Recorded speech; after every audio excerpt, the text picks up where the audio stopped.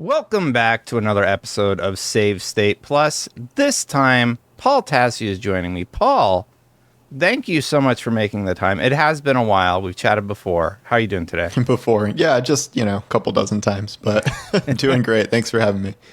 It is really, really good to see you. We did a Destiny show together for a while over at IGN, and, we talk from time to time. We meme on Twitter and stuff. A lot of memeing. Back and forth. Yeah. It's really, really good to see you. I think today we're probably going to talk a little bit about Destiny. We're going to talk a little bit about the big Assassin's Creed release that just came out. Before I get into that, though, I just want to start by allowing you to introduce yourself to the audience, to those who may not have heard from you before or know your work. I write for Forbes about video games and increasingly TV, with more and more TV to cover these days. I've been there for almost 15 years now. And I write a lot of articles. If you Google me, you may have seen my stuff, or Googled anything, you may have seen my stuff at some point here. I also have a YouTube channel, which I've been slacking on a little bit, but I do my best there. And then I used to have time to write books. I've written a couple sci-fi books, and that's the majority of it. Funny how that happens as you get older, right? Time is fleeting. Kids aren't time consuming at all. Yeah. Yeah. Are you the only gaming writer over at Forbes? It's me and Eric, and then Eric Kane, and then a couple people periodically might this guy covers Overwatch sometimes or whatever. But in terms of big games, breaking news, that is essentially all me. And then sometimes Eric does something. So yeah, I'm soloing it quite a bit here, but thankfully Forbes has a really big audience, so that's allowed me to have a pretty broad reach, which is fun. We covered Destiny for years. I got to be honest, I haven't touched the new season. I saw you tweet about the cutscene. I get most of my Destiny news from Paul Tassi now. I was looking, because you used to upload all the cutscenes. I'm like, oh, I missed Destin doing this because I couldn't find a copy of it. Yeah. So I had to find kind of a bootleg one. But I did it through, I don't think I did Lightfall yet. So, you didn't do Lightfall yet? Oh, wow, you're way behind. Okay. No, wait. I did Lightfall. I didn't do, what was the Final big Shape? one? The Final Shape. I didn't You do Final Shape. That's the actual good one. But yeah. Well, I got to finish that one out. It's super time consuming, and those are evergreen. So yeah. Unless they delete them from the game. So. Yeah. Well, actually, right now is sort of that time where I have to go back and grind to make sure I at least capture the core story beats. And there's actually this YouTuber, Chesv, who just said, yeah, you can use any filler stuff that you missed. You can pull it. Just make sure you credit. So I always credit him and for any of the parts where, I actually double check with him. So he's doing the good work over there. If you ever need really, really high quality capture, like 4K capture, he does it. Just a big shout out to him because he's been great to collaborate with in that respect. What's going on with Destiny, though? I see you talking about all the events, and here's what happened. I signed on Act 1 and Act 2, and then you get to the part where it's like, all right, go run the dungeon. And I'm like, okay, I go to the dungeon. Then it's like, all right, do it 16 more times. And I'm just like, I'm out. I just bounce. I think that was Act 1. So dungeon farming is still not amazing. That's the one thing that is super lagged behind all their loot changes. But in terms of where we are now, the Final Shape is the big culmination of really the whole series, the whole 10-year saga of the Traveler and the Darkness and what eventually became the Witness. And I was there for that. I went hard on that. Yeah. Yeah. Wait, you said you didn't play Final Shape? No. I did play Final Shape. Oh, you did? Okay. I did the review, didn't I, on IGN? I don't remember. Oh, okay. I got confused. Yeah. But after that, when I started going into the acts, I was just I feel like I had a good stopping point, and it was hard for me to get that ball rolling again. That's fair, because the episodes have been, they switch from seasons to episodes. Episodes are longer, and they're well, we can put more content in, which is true. But the first two episodes were kind of weak. They weren't great. Story perspective, I did not think they were very good at all. It's weird. Gameplay, they did add a lot, but they kind of just didn't give you a ton of reasons to play them. The first was a Vex-focused one, which was okay. It essentially added 3 new strikes, but because of how this is structured, you really never had to play them again. Maybe they'll add them to the playlist or whatever later, but that didn't happen. The episode 2 was kind of vampire themed with the Scorn, which was okay, but there was this convoluted system of potions, and you had to keep applying them every hour to get the loot you wanted, and it was a lot. My warlock was also bugged for the first 2 months where you couldn't even make potions. So I'm like, well, that's not great. This episode has been very good. This is episode Heresy, and we are 3. Yeah, episode 3. This will be the last one ever, because they're completely changing the model. It's episode 2, act 3, right? There's 3 episodes, and each episode has 3 acts. And the acts were, I think, a month and a half apart, 6 weeks. This is act 2, because we're going to go to the Dreadnought, and then we're going to go somewhere else after that. We are in episode 3, and then act 2 of episode 3 started a week ago or so. Just wanted to get it all. Just wanted to make sure I had everything clear. Because they've been experimenting with okay, how do we tell the story? So they did one thing where it was 3 weeks in a row. They do story stuff, then they take 3 weeks off. Then the next act would start, and they do 3 weeks. So that wasn't great. And then they switched where they would put all of the story beats day 1, so you could finish the whole act in 2 hours. That was great. That was worse. It was great for me. Because then you have 5.5 weeks with literally nothing of super relevance. So they went back to 3 and 3 with Heresy, which isn't great, but Heresy has had some really solid activities, and they've done some things with loot that I've been hoping they would do for a while. One activity is called Nether, which they say is kind of roguelike, which I don't know. You can debate that. You go around, you pick up buffs and stuff to kind of boost your run on your character, completing kind of mini objectives, then fighting mini bosses. There are secrets on the Dreadnoughts. The main draw here is that you don't regenerate health the way you typically do in other things. So that sounded not great, and at first it wasn't great, but then you get some upgrades. That's where I stopped. You finish enemies, and then you get health from that, or you kill enemies and get health wells. So in the end, that turned out to be okay. I really enjoyed the last thing they did, which was Court of Blades, a kind of reprisal of Court of Oryx, but way more intense. It's a 10-minute activity that's just fight, boss kill, and you're just going for pure speed. You can't really fail it. And then finally, I just think they've done a good job with loot this season. There's a good amount of it. It's pretty strong, and they brought back things like shiny weapons. You can drop adept versions of weapons that have cool skins and different things like that I think are fun and worth pursuing. And the drop rates aren't always amazing, but I think they've done a lot of things right this episode in a way that they didn't really do in the last 2. So I don't think this is just me. I think generally speaking, Heresy is being better received. In January 2025, I was just looking it up while you were catching us all up about the seasons. Destiny hit its lowest concurrent average ever since it's been on Steam. Currently, it jumped up 77K in February, and it's down at 68 right now. The 24-hour peak, granted it's early in today, it was 36,617. Do you feel like we're watching in real time sort of a waning interest in not only Destiny, but live service games like Destiny that require you to basically live in those worlds and just play that one game? It depends. So with Destiny, after the final shape, it was always going to decline. I didn't see a way it was not going to hit its lowest player counts eventually, because, the big saga ended. This is sort of an in-between period. And what's coming next, these new kind of mini expansions, they're reducing content a lot, and I'm not surprised the player base is being reduced as a whole. The larger issue of live service games, I feel like part of this happened a long time ago, where there were all these games really trying to emulate Destiny, essentially, the same model, Avengers, Anthem, all this stuff, and they all failed. So there are much fewer games trying to do specifically the Destiny model of mostly PvE live service, other than, ones that have already existed for a long time, like Warframe.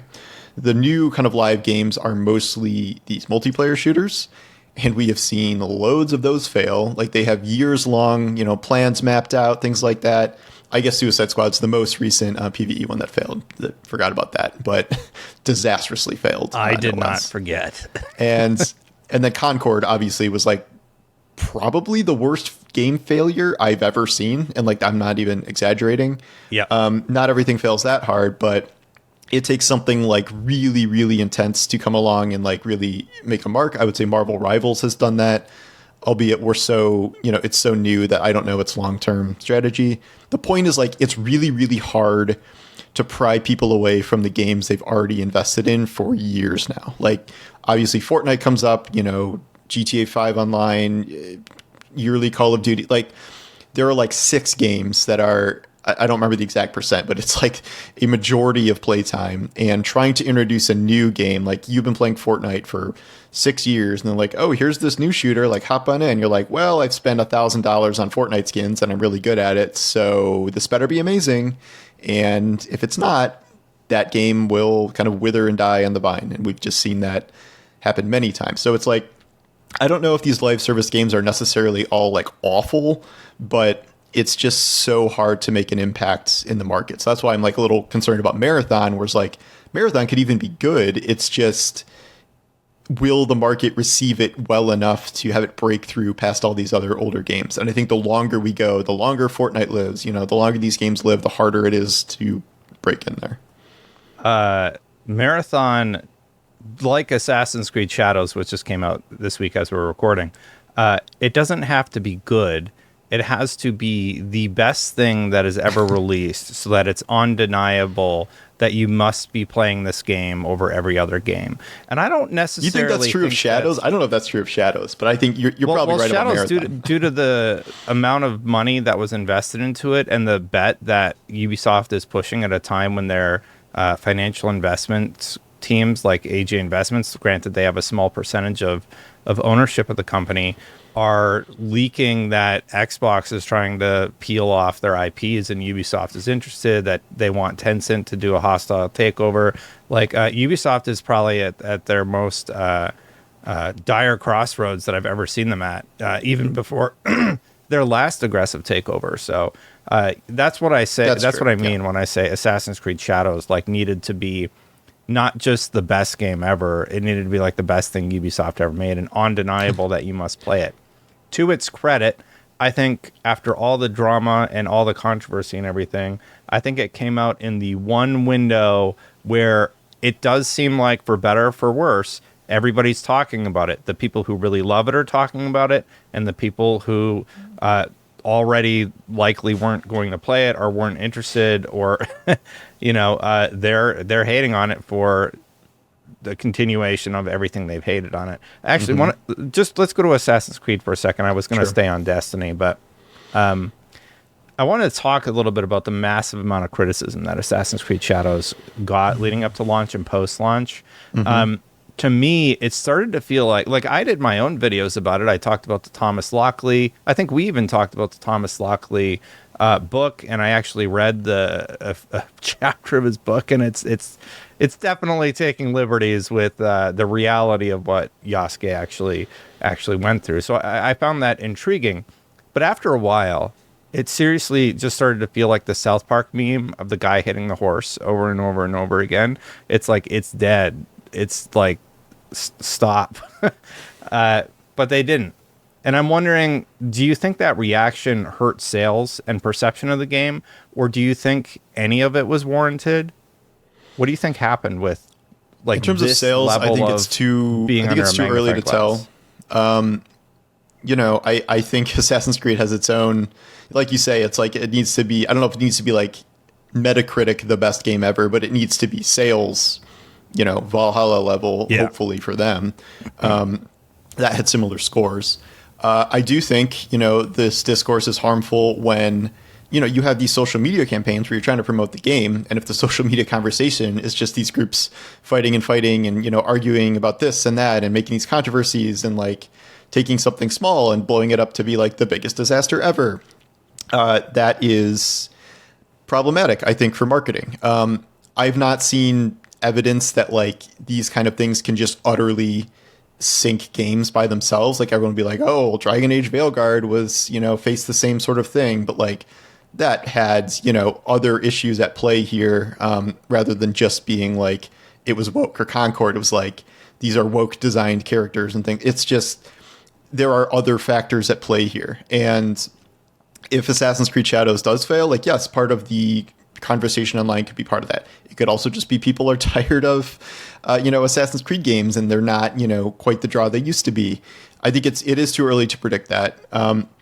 In terms of like the Yasuke stuff and what was justified, I find it hard to believe like, oh, I'm going to, look in a history book about a specific character in an Assassin's Creed game and then compare the text of what is on screen. Like, the game opens with the, like, this is historical fiction. We took liberties with characters. And, like, they've always done this. And it is ridiculous, like, to not, at all look back to the history of the game, where the whole point of the game is, like, all of these historical figures are in some sort of secret society, either good guys or bad guys or whatever, and you're executing them because, you're trying to further your, praise the light agenda. And we get these, we get ridiculous moments in this series. Yeah, Paul, they're working with the alien race trying to enslave us all. Like, we got to stop them. The Templars are a big deal. So I don't think that's historically accurate. So when you're talking about like, well, Yasuke wasn't like, maybe he wasn't like a full samurai. He was like, had this other role. And it's like, I was fighting the Pope like 5 games ago. And like, Leonardo da Vinci was like designing me, a hang glider. There are so many examples of like, it has taken thousands of liberties with his history, in addition to just having this overarching kind of ridiculous sci-fi plot where it's like, I cannot take this seriously. And you can say the other argument is like, oh, like this should have featured a male Japanese protagonist. And, I just remarked in my article, like, we've seen stories like this before. But it's like, it's white guy in Japan becoming a samurai or getting integrated in the culture, whether that's The Last Samurai or The Engine from Shogun, which was like a year ago. And, Yasuke is a variant of that story. And then also there's a Japanese lead for like 70% of this game. And, she's often overlooked. And if she's not overlooked, they're like, well, she's a girl. So, she's not Jin from Ghost Tsushima. I got to push back a little bit on that because I think she was not made the lead in marketing for a really, really long time. And I think the focus was largely on Yasuke and his integration into the game, like introducing him to the audience in terms of marketing. And then you play the game, and Nawe is a huge focus. You literally don't unlock Yasuke for... It took me 7 hours to get to the mission that unlocks Yasuke. And I would say that a lot of his core story, it's basically the Rocky story. He doesn't know how to do anything, and then they do a montage, and then he's this all-powerful samurai, right, in the game. And Assassin's Creed has often done that with their games, where they integrate historical figures in sort of a silly way, and I just buckle up and I'm along for the ride. But I think Nawe is the vastly more interesting character. I think they buried the lead by not focusing on Nawe, and I think they did themselves in the game a disservice by not focusing on Nawe more, because she is vastly more interesting than Yasuke. There's moments in the game where Yasuke literally says, yeah, we should play as Nawe right now because she's the only one that can climb this tower. I'm like, oh, you mean the core Assassin's Creed mechanic that's been there since the very first game? Like the main thing that you did in the original games? Yasuke, you can't do any of that, and I think it's a disservice to how they designed the Yasuke character, and I think it just makes sort of a messy experience. I don't know how much this is an Ubisoft Assassin's Creed problem. So like, yeah. If there's a Yasuke problem in this game, it's the design of like how you play the character and how he's integrated. Yeah. Like Ubisoft needs to pick a lane. Just like stop hedging your bets between 2 different characters, usually male and female, because they're trying to broadly appeal and like. But then they have these like, oh well, this person's really canon. Like Cassandra's like the canon one. So like if we're moving forward, they've done this in how many games now? 3-4 different games out of the last 5, where it's like I don't think they want to commit. And here they should have just picked a character, probably Naue, because she's, stealthier, unless they wanted to make Yasuke more stealthy than he is. And I think that is awkward. I don't think his inclusion historically and whatever is wrong, but in terms of gameplay design, I think that is the valid criticism here, where it's like Ubisoft is just not really kind of understanding the core of what people want in terms of like the experience. Like, you want to be the assassin. And I guess maybe in Valhalla, that was more usually of like a warrior-based experience. So maybe trying to split the difference between Yasuke and, almost a pure stealth character. But they probably just should have picked one person. That said, the game is being pretty well received generally as is outside of this controversy stuff. So yeah, it probably works. But like, that is a criticism I think you can make of the game for sure. Yeah, I don't like that I have to switch to Naue to climb the towers and do stealth mechanics. I think it was a very odd decision to just not allow Yasuke to do that. I do see people enjoying playing as Yasuke. For the most part, everybody recognizes pretty early on, oh yeah, Naue is the real story here. Yasuke has a pretty decent plot line in terms of his main story and how he integrates into it. But Naue is the assassin. That was not made clear. You're right, but I can't tell if that's Ubisoft necessarily or like the whole conversation everywhere was just kind of consumed by Yasuke. That is why, you know what I mean? But like, you were expecting more of like a 50-50 split, I think, as opposed to what the game actually is. So that's sort of an expectations problem. But whether that's full marketing or this, endless conversation about Yasuke, I'm not 100% sure on that. Let's dive into core mechanics of the game, because I have one criticism and I want a gut check on it. I really like the stealth action. The AI is kind of brain dead at times, but I enjoy that as Naue quite a bit. I'm having fun like sneaking around, throwing kunais at people and taking them out, and I like that a lot. So I've been building towards like a stealth based character. And anytime I have to get into combat, I really, really do not like the combat. I think it's very simplistic. I have seen people that have mastered it and done all this stuff, but the problem is twofold. One, I don't think it's good. Two, I don't think the game organically teaches you how to use the more advanced combat mechanics. It's basically do a heavy attack by holding the button or dodge. And if you just do those two things, you can get through every single combat encounter. And also you can all you have to really do is dodge. Yeah, so you just dodge. And because the red dodge window is so short, you kind of end up, at least in my experience, defaulting to that. Because I'm like, if I don't see the red because I'm old or something, I don't know. Like, I don't have the response time I used to. But I just think it's telegraphed in a way that it's too fast, and it makes it trickier to dodge. The parries are fine. Parry timing. Careful, you're gonna have people saying you're bad at video games, but no, I mean it is very messy. I agree. Go look at my Batman combat. Like, Batman is the foundation of all of these combat systems. Yeah, I know you're not saying that. There have been a lot better examples of this. You're definitely right, and the red attacks are.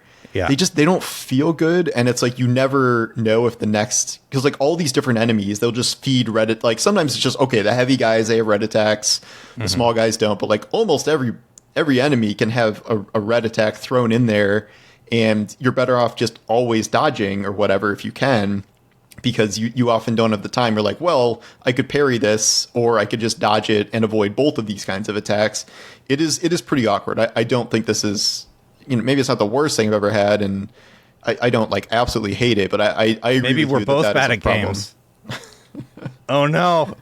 I'm gonna have to upload some Batman footage too, or like Tsushima has better combat than this, like for sure. And I think that was much more, maybe not better stealth, but certainly better kind of katana combat and stuff like that. And maybe getting to endgame and all of the unlocks, blah blah blah. But I agree with you. I think that is an issue with it. To go back to the original question, I do think that the controversies and all the drama surrounding Assassin's Creed Shadows, I do think it undeniably would have hurt sales, at least a little bit. To what extent, we don't know. But I don't think it helps it. I don't think there's any argument saying that it would have helped it. And I think that the game is better than I expected. given all the noise about it. And it does sort of feel like noise now that I've actually played the game for 17 hours. And I'm just like, I'm just doing Assassin's Creed stuff.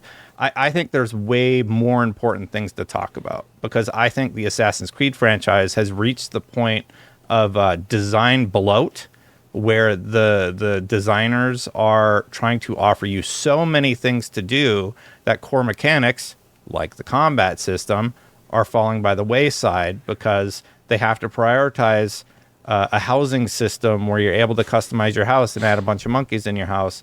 And they have to make sure they have all the viewpoints and make sure that they have the world designed beautifully, and that they have stuff to do within that world as you're riding from point A to point B, and all the mechanics that go into all of these subsystems, and the dual protagonists with 2 different combat systems. And I'm just like, I agree with you. They do need to pick a lane, because you're at the point where I think Assassin's Creed is going to crumble under its own weight, if it hasn't already, given the current state of Ubisoft. What about Mirage? Wasn't the idea for Mirage to kind of solve some of those issues with like a smaller, more condensed game? Obviously, that wasn't some like wild breakout hit, but like I think that was them trying to address that. But then that was like, well, did that go super well? Like, even if that was what people were asking for, it seemed to be liked. I like Mirage style a lot more. And I do think that they're offering 2, but I still stand by the fact that even if they are going to do the 2-tiered approach, I think they should scale it back. Like, you can't just keep adding more and more, and then what's the quality of that more and more at some point? I think you start lessening. I think everything is becoming weakened by the fact that you're trying to add too many things. Just do, like, I think Odyssey maybe was the best received. That's my favorite, besides probably Black Flag. Yeah. Yeah. Valhalla, people really, really liked. And that was too big. I think they've scaled back from Valhalla. Big. I think they scaled back from Valhalla at least a little bit. I had to stop Valhalla eventually. I'm like, this is ridiculous. Like, this just keeps going forever. And like, I'm just not that interested to play this for 90 hours or whatever. So if we were to get another Assassin's Creed game in the future of this larger scope, what do you think they should do to improve the design and the core philosophies of the series? One damn character. just pick one. I don't care what gender. I don't care what race. Just pick one character. Stick with, the combat style. Stick with the narrative. Like this. That's the main thing I want. I'm not opposed to a smaller, more, populated world. I find in this game, I'm constantly just running through like endless forests sometimes, to the point I can't even like see my character. I'm like, yes, I guess this is more realistic, but like, it's just, even this map is turning out to be probably much bigger than it needs to be. And like, if people are going to pay $70 for a 100-hour Assassin's Creed game, I bet they'll probably still pay that much for a 50-hour Assassin's Creed game or a 40-hour. Like, I don't think needing to like double or triple your playtime is the main thing here. So all the little, I don't like hate the base building. It's just, it's just another thing that's sort of busy work in a way that I don't particularly care about in a game where I'm mostly running around assassinating people. But clearly they have that for some sort of reason. I guess some people might like it, but just smaller scale, one narrative. That's what I would like to see more than anything else, I guess. I think they're trying to make something for everyone. And because of that, they are starting to see fall off in interest. I mean, the sales figures will tell us sooner rather than later.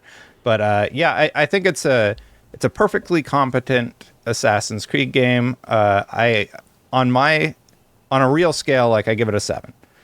In all earnest, I don't give it a lot of 7s in seriousness, but I feel like this the IGN 7. That's 7. Yeah. Well, the joke scale I always did was 1, 7, or 10, right? Like those are the only 3 scores that anybody actually thinks. Like if you give something an 8, it might as well be a 10, and if you give it a 6, it might as well be a 1. 1 is like a game that doesn't even exist. No games get a 1. Yeah. But for me, I really do think it's like a 7. It's very middle of the road for me. Some people like it more than that, but I think there are foundational issues with the game that Ubisoft should take a good, long, hard look at. But there are a lot of things that I really like. Like I said, I really like the stealth. I think the world design, really did a good job making it look very pretty. It looks really, really nice at times, and that's enjoyable. There's some voice acting lines that are pretty rough, but for the most part, I think the core story stuff is pretty good. I think this would have been, sorry, last point is, I think this would have been so much more impressive if Ghost of Tsushima never came out. Because it's just, you know, if it's not equivalent, like Tsushima's better, I would say that was my game of the year when that came out. And this, you know, it constantly reminds me of Tsushima, and I can't, you know, I don't know if it's as good, but like if this was the first truly like AAA big time samurai game, I think this would have been a much bigger deal, as I don't think there would have been a comparison point. Whereas they did this too late. People have been asking for this for almost 20 years, and it took them forever to actually do Samurai Ninja Assassin's Creed when it was the most obvious thing on the planet. They're like, let's do Italy 3 times, you know. Yeah. So I think that is wholly their fault, and this may have been a totally different experience if they beat out Tsushima to the concept. But they literally teased it in Assassin's Creed 1 at the very end via the visions that you see as Desmond Miles. I really liked Assassin's Creed 1 a lot. Going back to Destiny for a second, I am really curious about whether or not you think that the way that they've started designing the Destiny storytelling and the integration into this new model that works better for Bungie and hopefully players, do you think it's going to work, especially once Marathon comes along? And then I am curious, we haven't heard anything about Marathon. Do you have any idea what's been going on with it, or maybe you know more than I do? I mean, they're doing play tests. I don't think that's a secret. Allegedly, they want it out in 2025. There's no way. Maybe we'll get an alpha or a beta or something. I haven't heard like negative things about it per se. I did hear more positive things about Gummy Bears, that Sony project. But, you know, I think it has the potential to be good. I think it has a lot more going for it than other, you know, of these big, you know, live multiplayer games. Obviously, the whole Chris Barrett thing and switching game directors and switching direction, and like that could harm the game. Although obviously having a leader that is not bad can certainly help the game. But it's certainly concerning. And like I do have more faith in it than other games, but like you said before, there's a lot riding on it. There's a whole lot riding on it. And then to answer your other question, no, I mean, there's going to be no real recovery for Destiny for the foreseeable future. There's Destiny 3. That's the only thing possible that could bring a true surge of interest back. They're purposefully downscaling the game. They're pretty open about that. You know, they have half the people they used to in the studio, and now a chunk of that was carved off to Sony. A chunk is working on Marathon. So, like, you know, they can't put out the stuff they did before. So they're doing these 2 smaller expansions a year, effectively no seasons, no episodes, just sort of like updates in the middle of the year.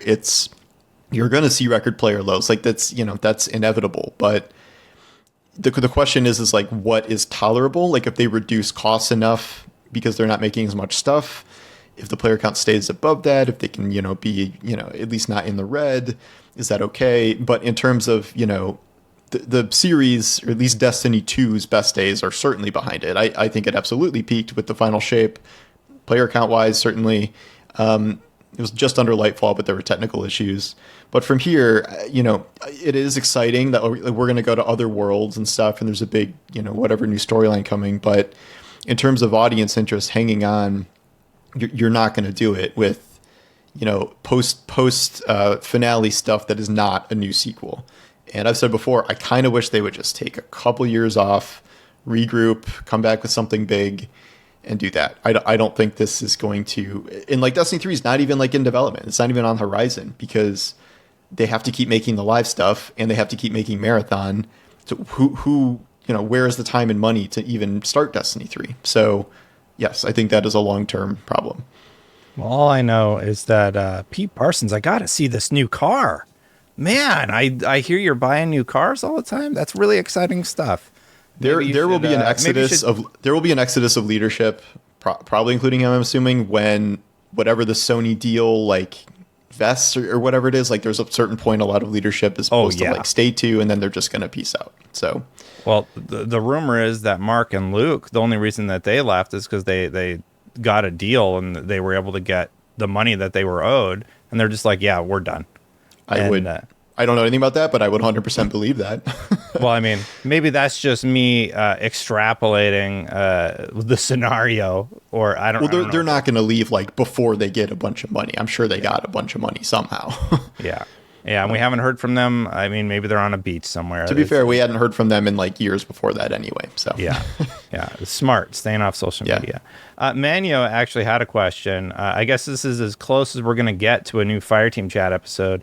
What are your guys' hopes and dreams for Destiny 2 Frontiers? At this point, I've moved on and am extremely casual player like Destin here, if you could call it that. And I'm hoping for a Destiny 3 announcement. The game is cooked at this point. So he asked what Frontiers could do, what our hopes and dreams are for Frontiers, but he wants a Destiny 3.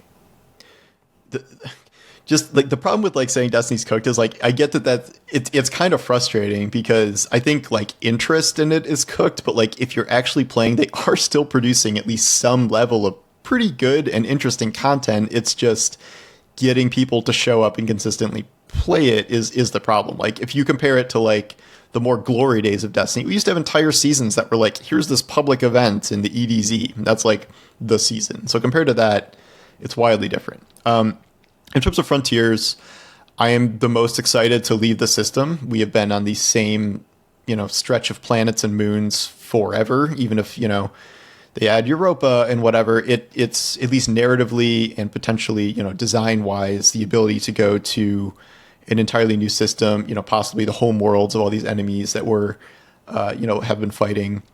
And I'm curious to figure out what a new overarching narrative is in terms of these smaller expansions. And like they're doing things like, oh, this is a non-linear campaign story and like all of this stuff. I don't know. A lot of this seems like sort of a excuse just to downscale a campaign because campaign missions are really expensive and you play them once mostly and then never play them again. So a lot of this just seems like cost saving. I'll play this forever just to see what's happening. But I do think being like, hey guys, now we have a new expansion, except it's smaller and there's no season after it is going to be a really tough sell for the majority of players. And the only answer is Destiny 3. And it just, because there's no real hope of that for half a decade, I don't even know. It is going to be hard to get excited about the Frontiers era for a lot of players. And I think maybe not right when it launches, but like, there's 2 of these a year. So 4, 5, 6 months into the year, there's no way you're not going to see ultimate player lows at that point.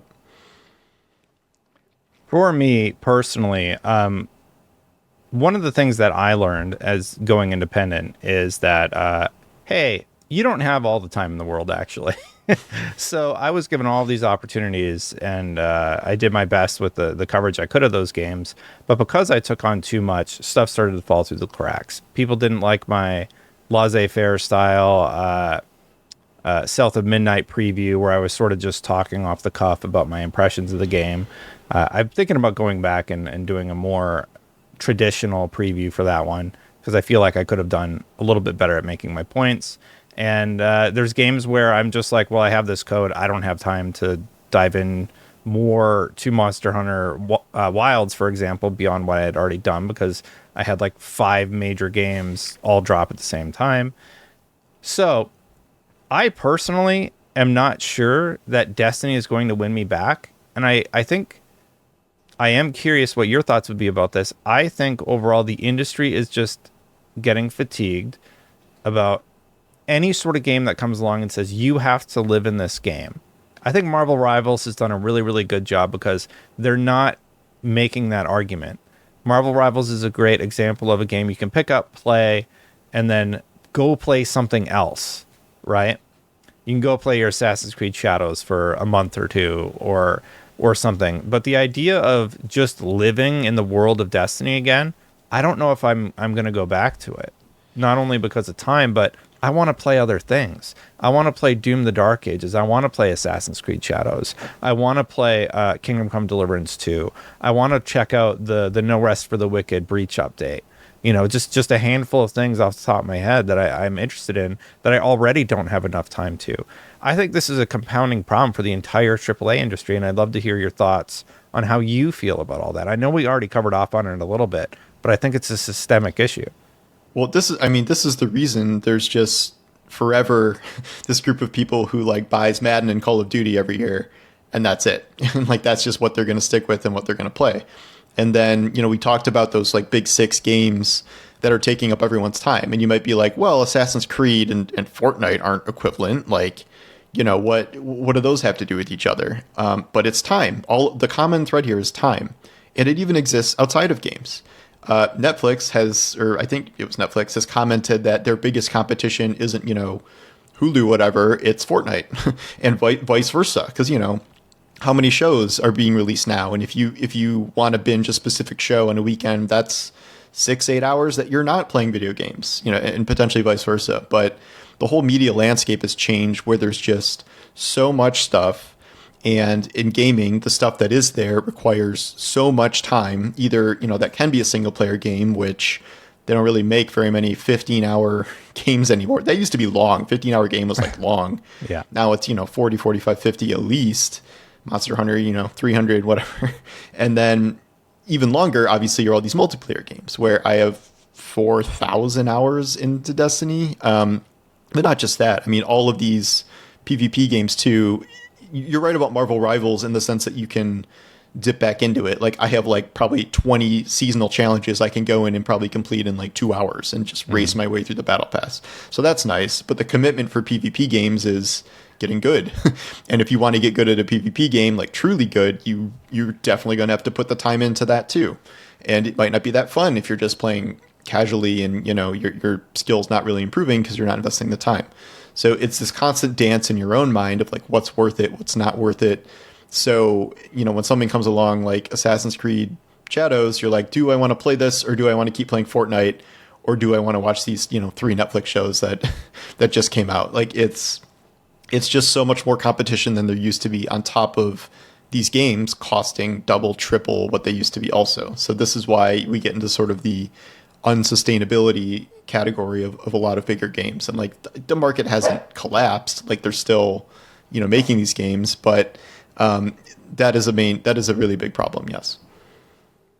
Yeah. I agree. And I do wonder what that means for the destinies of the world where a lot of people, myself included, kind of moved on and started playing other stuff. And now I'm behind. I think I'm in Act 3 of the previous thing.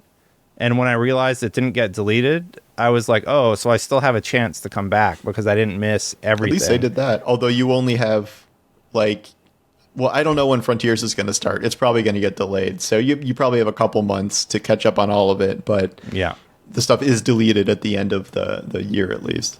Yeah, I know. I'm very aware of Destiny's deletion. To Destiny's credit, this is a game that is like entering year 11. And almost none of these other games that we're talking about have survived that long. I don't think Fortnite is 11 years old even, you know what I mean? Like, I think we do have to give Destiny credit for what it has been, but this is also why I'm like, okay, maybe it's time to take a break. And like, maybe you don't need to just drive to 15 years with no breaks. But, that's where we are. And, obviously I think this far into it, after this big saga ends, interest is going to decline, but their current plan, I don't think is going to do anything to return a ton of players to the game. Let me ask you a bigger question. Do you think we will get a Destiny 3 or no? I don't know. If Bungie lives long enough, there's so many different points here. If Bungie lives long enough, maybe that could become a priority. I don't think that's a guarantee at this point. It always sort of seems like it's on the verge of being eaten by Sony or sold off, or who knows.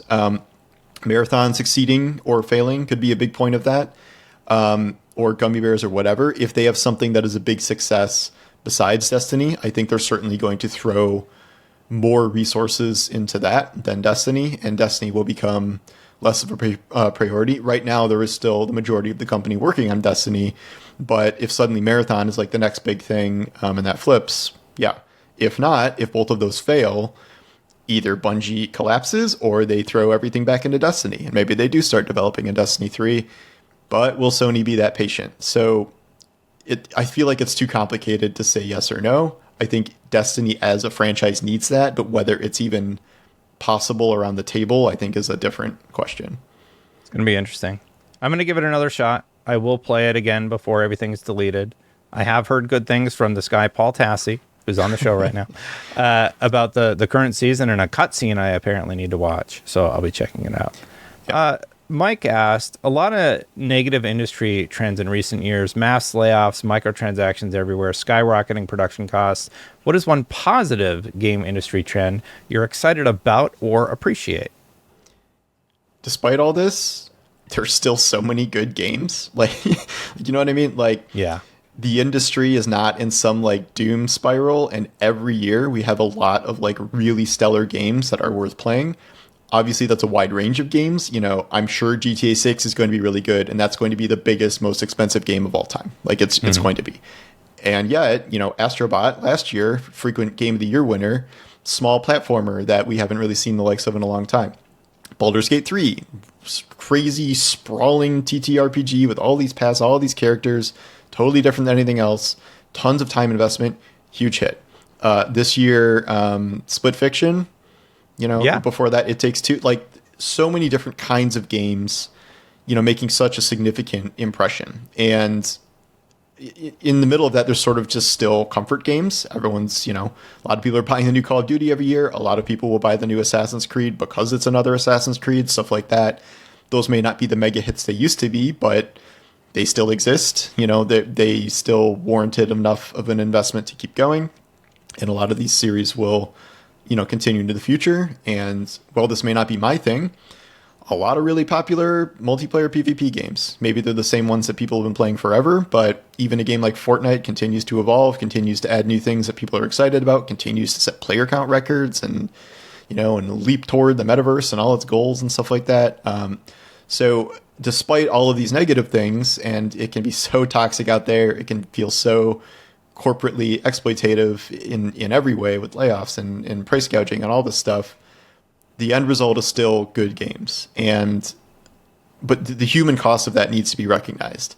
And the reason we have these good games is because of these devs, and they're often just sort of like tossed away like trash when they're the reason these games succeed far and away more than the people that are firing them. So there are good games, that's the good news, but yes, it is coming at a cost both financially for players, I guess, with prices, but also a livelihood cost for a lot of devs as of late, especially. You know what I really liked, I think is a really positive about it. You know, the layoffs and everything are very difficult, and it's hard to see that, of course. I kind of thought that this was coming. I didn't think that the industry could keep going the way that it was going, where they're making $400 million games or whatever we were at. It's just going to eventually fall in on itself. And what's come from the ashes, so to speak, are people that know how to manage their budgets and make phenomenal games. I think the Kingdom Come Deliverance 2 team basically confirmed to me that they did that game for like $41 million. To be able to make that for that amount of money is an incredible accomplishment. You have teams like the No Rest for the Wicked team. You have all sorts of new companies coming up out of nowhere and making phenomenal games. I think if you think of Black Myth Wukong, that was a big swing for a Chinese developer, and they knocked it out of the park. That game was a really, really strong first entry. Is one of my favorite games of last year. And we're seeing that more and more and more, and that is something I super appreciate from the industry. The people that kind of figure out a way to get out of the corporate structure and make their own path and do it responsibly. Like Split Fiction was another one. He's actually under EA, and he's just like, I'm not adding microtransactions. I'm not doing anything. I just made this fantastic game. Trends like that have me very excited about the future of the industry. Just to answer my question there. Paul, do you have any questions for me? How are you liking being independent? It's good. Honestly, it's hard to balance. I would really love, I need to figure out how to make enough money that I can hire a video editor, like have that offset thing, because I have found that is one of the harder things, balancing real life with little kiddos, and when everybody in the house is sick and everything's falling apart, that is tricky. I really like being independent. I think it's what I needed right now, and I'm very happy with how things have been going, honestly. And I feel like as I go into March, I am sort of figuring out the balance of it all. I asked the patrons, hey, what do you want me to focus on? And they said interviews. So I haven't missed a week on interviews. I have this interview coming out. Well, this will go on Patreon on Monday, and then I'll release the following week to everybody else. Sean Layden, about the time that this goes on Patreon, Sean Layden will be posting on YouTube. That's currently on Patreon. And people have been interested in chatting and in talking, and You have big I like interviews. the conversation. Did you Pardon? open with Phil Spencer? Yeah, I opened with Phil Spencer. That's crazy. And then I got... I apologize Sean. to your Patreon people because I am nowhere near any of these people, but I appreciate you having me on nonetheless. No, it's great. And, you can't have Phil Spencer every episode. I mean, Phil, you have a standing invite if you still watch. But yeah, but it was great having him. And it's just been great having all these people. Ideally, I would get somebody from Nintendo next, like a Reggie or a Bowser. I think that would be... Nintendo, probably, not current Nintendo. Yeah, like right. Reggie, Because current Nintendo they're not going to say anything. They're never going to talk to you. Yeah. But yeah, maybe I could chat with Reggie. I know he's done a few interviews here and there, so that would be great. But yeah, it's going really well. Thanks for asking, Paul. And, Cool. And I do like it quite a bit.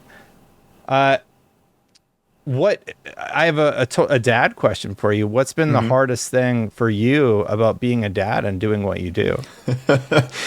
So my son is 3 now, and he's like sprint all over the house. So like if I have to be playing a game for work, I'm really trying to like alt tab out of it because like I think he's too young really to like fully get into like, especially like grown up games or something. Like I don't want him to be like sitting on my lap all the time when I'm playing these games for hours on end. So that is tough. I mean he has a daycare, so I have the day to work, but. Him just after hours and such, that can be a little tricky. And then balancing, when I have to do work, when my wife's out of work and stuff like that, I just don't have the sheer amount of time I used to, but also if I got to put, 50 hours into Monster Hunter, I can make it work. But it's crazy to even think about the era where it's like, oh, a weekend, I can do anything I want for 48 hours. Like it's so different, but obviously it's so worth it. So. Yeah. It absolutely is. Having 2, that's like level up your game. It is a lot of work. I'm sure. Yeah. Paul, I think we're at the end of our time. We both got to get back to real world stuff, chasing the kids and everything. What would you like to plug? I know you sort of did it at the front. You have a great YouTube channel. You do excellent work at Forbes. I always appreciate you coming on the chat. But is there anything else that you would like to plug? I just like people to read my books like that. I haven't had a new one in like 5 years, but I think a lot of people don't know I wrote those. And that's probably the thing I at least used to be the most passionate about. Some people like them. There's a sci-fi trilogy in duology after that. It's called the Hero Killer series is the 2. And then the Exodus trilogy is the other one. They're just sci-fi. Some parts are inspired by games. I just would love people to get their hands on them. I think they're pretty cheap now online, and a lot of them have audiobooks and stuff too. So if you're bored, if you do have more time than us, I guess, if you want to give those a read, I'd appreciate it. And read my articles anytime. That's always appreciated. Watch my videos, but yeah. I do have the first Hero Killer. You let me know it was on sale, and I picked it up for I could have just sent you one. No, I mean, like, I'll support you. Why not? Okay. Paul, thank you so much. It was an absolute pleasure, as it always is. I really do appreciate it. Thank you to everybody who is watching or listening. I really do appreciate you. We're going to get out of here, and I'll see you for the next one. Bye for now, everybody. Bye.